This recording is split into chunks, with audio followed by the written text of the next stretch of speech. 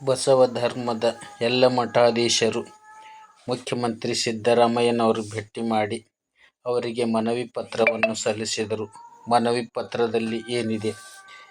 ಸಿದ್ದರಾಮಯ್ಯನವರು, ಸನ್ಮಾನ್ಯ ಮುಖ್ಯಮಂತ್ರಿಗಳು, ಕರ್ನಾಟಕ ಸರ್ಕಾರ, ವಿಧಾನಸೌಧ, ಬೆಂಗಳೂರು. ವಿಷಯ: ರಾಜ್ಯ ಸರ್ಕಾರ ವಿಶ್ವಗುರು ಬಸವಣ್ಣನವರನ್ನು ಸಾಂಸ್ಕೃತಿಕ ನಾಯಕ ಎಂದು ಘೋಷಿಸಿದ ಹಿನ್ನೆಲೆಯಲ್ಲಿ ಬಸವಣ್ಣನವರ ಸಂದೇಶವನ್ನು ಜನಮಾನಸಕ್ಕೆ ತಲುಪಿಸಲು ವಿಶೇಷ ಕಾರ್ಯಯೋಜನೆಯನ್ನು ಪ್ರಸಕ್ತ ಬಜೆಟಿನಲ್ಲಿ ಸೇರಿಸಿ ಅಗತ್ಯ ಅನುದಾನವನ್ನು ಬಿಡುಗಡೆ ಮಾಡುವ ಕುರಿತು ಮಾನ್ಯರೇ, ಮೇಲಿನ ವಿಷಯಕ್ಕೆ ಸಂಬಂಧಿಸಿದಂತೆ ತಾವುಗಳು ವಿಶೇಷ ಮುತುವರ್ಜಿ ವಹಿಸಿ ವಿಶ್ವಗುರು ಬಸವಣ್ಣನವರನ್ನು ಕರ್ನಾಟಕ ರಾಜ್ಯ ಸರ್ಕಾರ ಬಸವಣ್ಣನವರನ್ನು ಸಾಂಸ್ಕೃತಿಕ ನಾಯಕ ಎಂದು ಘೋಷಿಸಿರುವುದನ್ನು ಸಮಸ್ತ ಕರ್ನಾಟಕದ ಜನತೆಯ ಪರವಾಗಿ ಅಭಿನಂದಿಸುತ್ತೇವೆ.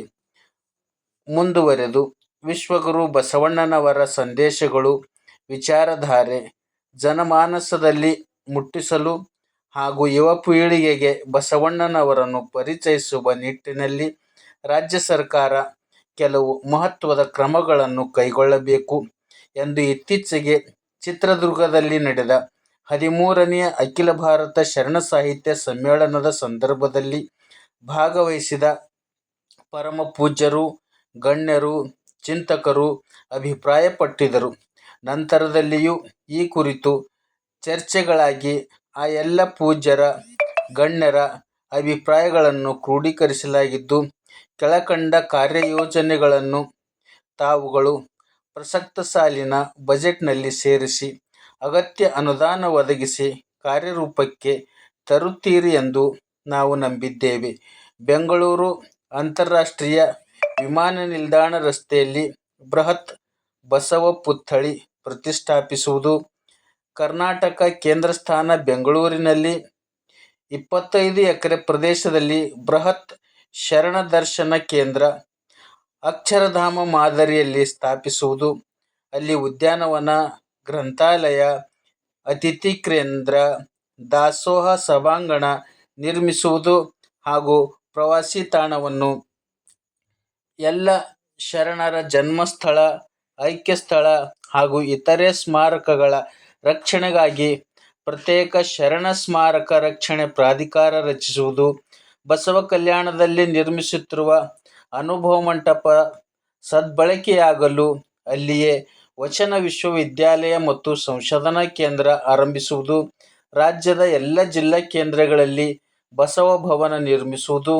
ಮತ್ತು ಆ ಭವನದಲ್ಲಿ ಕನ್ನಡ ಮತ್ತು ಸಂಸ್ಕೃತಿ ಇಲಾಖೆಯಿಂದ ಸಾಂಸ್ಕೃತಿಕ ಕಾರ್ಯಕ್ರಮಗಳು ನಿರಂತರವಾಗಿ ನಡೆಸಬೇಕು, ವಚನ ಸಾಹಿತ್ಯ ಸಂಗ್ರಹ, ಪ್ರಕಟಣೆ, ಮರುಪ್ರಕಟಣೆ, ಹಸ್ತಪ್ರತಿಗಳ ದಾಖಲೀಕರಣ, ಶರಣ ಕ್ಷೇತ್ರಗಳ ಅಧ್ಯಯನ, ದಾಖಲೀಕರಣ, ವಿಚಾರ ಸಂಕಿರಣ, ಸಮ್ಮೇಳನಗಳು, ವಚನಾಧಾರಿತ ಸಾಂಸ್ಕೃತಿಕ ಕಾರ್ಯಕ್ರಮಗಳು ಇತ್ಯಾದಿ ಚಟುವಟಿಕೆಗಳನ್ನು ನಡೆಸಲು ಶರಣ ಸಾಹಿತ್ಯ ಪರಿಷತ್, ಶರಣ ಸಾಹಿತ್ಯ ಮತ್ತು ಸಾಂಸ್ಕೃತಿಕ ಪ್ರಚಾರಕ್ಕಾಗಿಯೇ ಇರುವ ಸಂಸ್ಥೆಗಳಿಗೆ ಅನುದಾನ ಒದಗಿಸುವುದು, ಮೇಲಿನ ಎಲ್ಲ ಯೋಜನೆಗಳನ್ನು ಕಾರ್ಯರೂಪಕ್ಕೆ ತರಲು ಪ್ರತಿ ವರ್ಷ 100 ಕೋಟಿ ರೂಪಾಯಿಗಳಂತೆ 5 ವರ್ಷಗಳಲ್ಲಿ 500 ಕೋಟಿ ಅನುದಾನವನ್ನು ರಾಜ್ಯದ ಸಾಂಸ್ಕೃತಿಕ ನಾಯಕರ ಹೆಸರಲ್ಲಿ ಘೋಷಣೆ ಮಾಡುವ ಮೂಲಕ ತಾವು ಈ ಮಹಾನ್ ಕಾರ್ಯಕ್ಕೆ ಚಾಲನೆ ನೀಡಿ ಇತಿಹಾಸದಲ್ಲಿ ಸದಾ ನಿಮ್ಮನ್ನು ನೆನಪಿಸಿಕೊಳ್ಳುವ ಕಾರ್ಯಕ್ಕಾಗಿ ಮುಂದಾಗಬೇಕೆಂದು ಆಶಿಸುತ್ತೇವೆ. ಹೃತ್ಪೂರ್ವಕ ವಂದನೆಗಳು. 100ಕ್ಕೂ ಹೆಚ್ಚು ಮಠಾಧೀಶರು ಮನವಿ ಪತ್ರದಲ್ಲಿ ಸಹಿ ಮಾಡುತ್ತಾರೆ. ಇದರಲ್ಲಿ ಪ್ರಮುಖರಾಗಿ ನಿಯೋಗದಲ್ಲಿ ಗದಗಿನ ತೋಂಟದ ಪೂಜ್ಯ ಶ್ರೀ ಸಿದ್ದರಾಮ ಮಹಾಸ್ವಾಮಿಗಳು, ಭಾಲ್ಕಿ ಹಿರೇಮಠ ಸಂಸ್ಥಾನದ ಪೂಜ್ಯ ಶ್ರೀ ಡಾ ಬಸವಲಿಂಗ ಪಟ್ಟದೇವರು, ಮೋಟಗಿಯ ಪ್ರಭು ಚನ್ನಬಸವ ಸ್ವಾಮೀಜಿಗಳು, ಭಾಲ್ಕಿಯ ಪೂಜ್ಯ ಶ್ರೀ ಗುರುಬಸವ ಪಟ್ಟದೇವರು ಹಾಗೂ ಭಾಲ್ಕಿ ಹಿರೇಮಠ ಸಂಸ್ಥಾನದ ಎಲ್ಲ ಪೂಜ್ಯರುಗಳು ಇದರಲ್ಲಿ ಭಾಗವಹಿಸಿ ಸಹಿ ಮಾಡಿರುತ್ತಾರೆ. ಮುಖ್ಯಮಂತ್ರಿ ಸಿದ್ದರಾಮಯ್ಯನವರು ಹೇಳಿದ ಮಾತು. ಬಸವ ತತ್ವ, ವಚನ ಸಂಸ್ಕೃತಿ, ಶರಣರ ಹೋರಾಟದ ಬಗ್ಗೆ ನಮ್ಮ ಸರ್ಕಾರಕ್ಕೆ ಪೂರ್ಣ ಬದ್ಧತೆ ಇದೆ. ಮುಖ್ಯಮಂತ್ರಿ ಸಿದ್ದರಾಮಯ್ಯ ನುಡಿ. ಬಸವ ತತ್ವ, ವಚನ ಸಂಸ್ಕೃತಿ, ಶರಣರ ಹೋರಾಟದ ಬಗ್ಗೆ ನಮ್ಮ ಸರ್ಕಾರಕ್ಕೆ ಪೂರ್ಣ ಬದ್ಧತೆ ಇದ್ದು, ಪೂಜ್ಯರ ಬೇಡಿಕೆಗಳಲ್ಲಿ ಸಾಧ್ಯ ಇರುವವುಗಳನ್ನು ಹಂತ ಹಂತವಾಗಿ ಈಡೇರಿಸಲಾಗುವುದು ಎಂದು ಮುಖ್ಯಮಂತ್ರಿ ಸಿದ್ದರಾಮಯ್ಯ ಅವರು ಭರವಸೆ ನೀಡಿದರು. ಕಾವೇರಿ ನಿವಾಸದಲ್ಲಿ ತಮ್ಮನ್ನು ಭೇಟಿಯಾದ ಲಿಂಗಾಯತ ಸ್ವಾಮೀಜಿಗಳು, ಸಚಿವರು, ಶಾಸಕರು, ಸಮಾಜದ ಮುಖಂಡರ ಸಭೆಯಲ್ಲಿ ಮಾತನಾಡಿದ ಮುಖ್ಯಮಂತ್ರಿಗಳು, ಮೊದಲ ಬಾರಿ ಮುಖ್ಯಮಂತ್ರಿ ಆದಾಗ ಬಸವ ಜಯಂತಿಯಂದೇ ಪ್ರಮಾಣ ವಚನ ಸ್ವೀಕರಿಸಿದೆ. ಬಸವಣ್ಣನ ಭಾವಚಿತ್ರ ಸರ್ಕಾರಿ ಕಚೇರಿಗಳಲ್ಲಿ ಕಡ್ಡಾಯಗೊಳಿಸಿದ್ದು ನಮ್ಮದೇ ಕಾಂಗ್ರೆಸ್ ಸರ್ಕಾರ. ಬಸವಣ್ಣನ ವಿಚಾರ ಮತ್ತು ಹೋರಾಟ ಜಾತ್ಯತೀತ ಸಮಾಜ ನಿರ್ಮಾಣಕ್ಕೆ ಪೂರಕ. ಜಾತಿವಾದಿ ಪಟ್ಟಭದ್ರರಿಗೆ ಬಸವಣ್ಣನ ವಿಚಾರಗಳು ಹಿಡಿಸಲ್ಲ. ಪಟ್ಟಭದ್ರರು ಬಹಿರಂಗವಾಗಿ ಬಸವಣ್ಣನವರನ್ನು ವಿರೋಧಿಸಲು ಸಾಧ್ಯವಿಲ್ಲ. ಅದಕ್ಕೆ ಆಂತರಿಕವಾಗಿ ವಿರೋಧಿಸುತ್ತಿದ್ದಾರೆ. ಜಾತಿ ವ್ಯವಸ್ಥೆ ಬಹಳ ಗಟ್ಟಿಯಾಗಿ ಬೇರೂರಿದೆ. ಇದಕ್ಕೆ ಪಟ್ಟಭದ್ರರು ನೀರು ಗೊಬ್ಬರ ಹಾಕುತ್ತಿದ್ದಾರೆ. ಜಾತ್ಯತೀತ ಸಮ ಸಮಾಜ ನಿರ್ಮಾಣ ಮಾಡಲು ಬಸವಣ್ಣನವರ ಹೋರಾಟ ಪೂರಕ.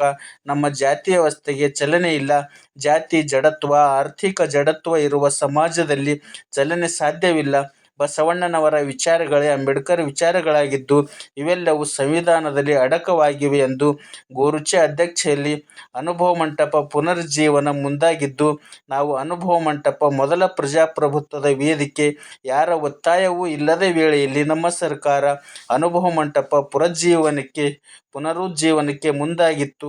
ಬಸವಣ್ಣನವರನ್ನು ಸಾಂಸ್ಕೃತಿಕ ನಾಯಕ ಎಂದು ಘೋಷಿಸಿದ್ದು ನಮ್ಮ ಸರ್ಕಾರ ಎಂದು ಮುಖ್ಯಮಂತ್ರಿ ಸಿದ್ದರಾಮಯ್ಯನವರು ತಮ್ಮ ಹೇಳಿಕೆಯಲ್ಲಿ ಎಲ್ಲ ಮಠಾಧೀಶರಿಗೆ ತಿಳಿ ಹೇಳಿದರು.